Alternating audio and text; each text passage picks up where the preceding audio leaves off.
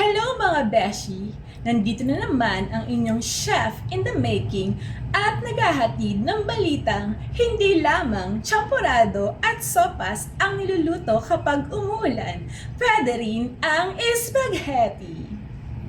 So bakit nga ba spaghetti? Kasi nga ito ang requested ng boss ko para kumalma at hindi uminit ang ulo. Joke lang! Para sa ating mga ingredients, meron akong hinandang ideal gourmet spaghetti pasta. Meron din tayong Del Monte Italian style spaghetti sauce. At meron din tayong Pure Foods tender juicy hotdog. Syempre, carrots at sibuyas at bawang. Meron din pala tayong Pure Foods corned beef. So sa ngayon nga po ay tayo ay nagpapakulo ng tubig para pakuluan ang ating ideal gourmet spaghetti pasta. Doon sa tubig, nilagyan ko siya ng konting asin at mantika para hindi dumikit ang ating pasta. Ayan nga at kumukulo-kulo na ang ating tubig. Pwede na ang ilagay ang ating pasta. Ilagay ko na nga ang ating pasta. At habang pinapakuluan nga natin ang ating pasta, tayo naman ay maghihiwa ng sibuyas at bawang. Kayo, anong ginagawa nyo habang pinapanood ninyo ang video na ito? Kayo ba ay umiiyak kapag naggagayat ng sibuyas?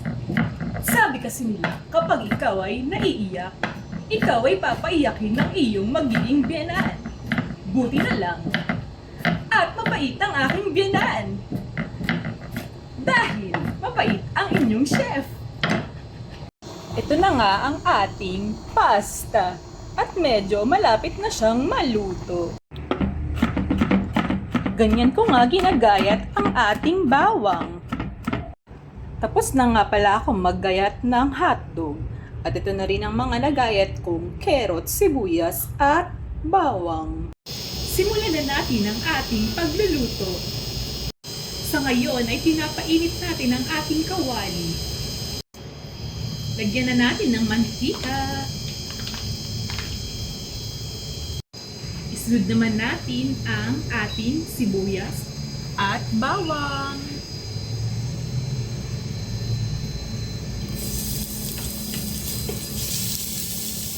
Sibuyas. Ating corned beef.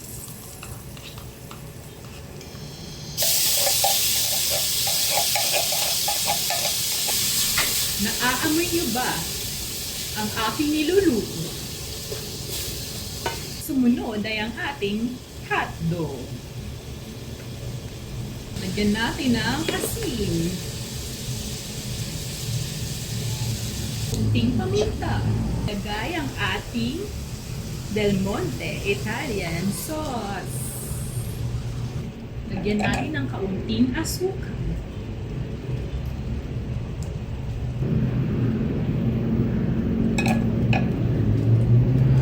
Tikman.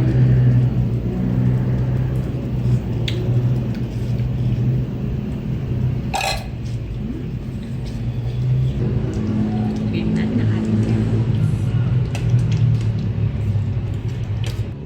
Bakit nga ba may carrots? Hindi ko ito usually inilalagay. Ngunit ngayon ay trip ko lang. Para healthy. Mas maganda nga kung meron din itong celery. Ano ba ang sikreto para masarap ang iyong pagluluto? Ang sikreto ay pagmamahal. Huwag kang nagluluto ng nakasimangot.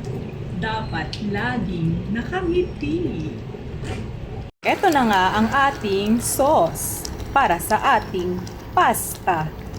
Ito pala ang naluto kong spaghetti na binudburan ng parmesan cheese. Nawa ay nabusog din kayo mga beshi.